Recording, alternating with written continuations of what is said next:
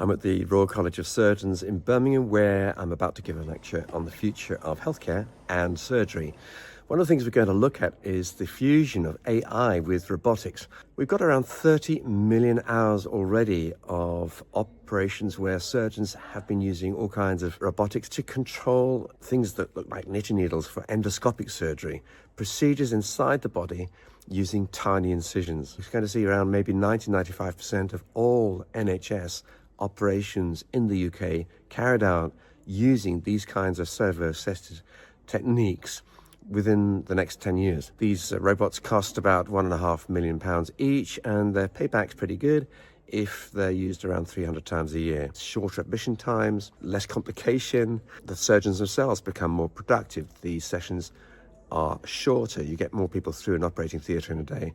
And we're going to see an avalanche of innovation. My colleagues here today, when they think they would be happy to allow these AI-controlled robots to start operating on themselves without a surgeon interfering. And I think we'll get different answers for different kind of operations. But for instance, just closing up someone's stomach, if it's been operated on, to sew together two pieces of an artery. All kinds of elements can be adopted by AI-controlled robots, I think, very, very quickly.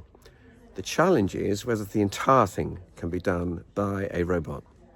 Now, at the same time, you've got innovators like Elon Musk who are saying that they want to be able to implant Neuralink chips directly onto the surface of the brain of people who are quadriplegic, that is, they're paralyzed from the neck down, in an entirely automated environment.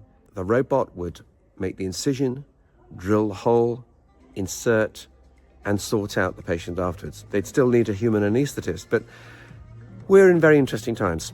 And at the end of the day, many of these things will be decided in court, not in clinical decisions, because you only have to have one situation where a surgeon gets sued because they decided to take over from the robot mid-operation and something went wrong. And the court may say, well, you know what? If you'd allowed AI to control the robot and complete the operation, that patient might still have lived.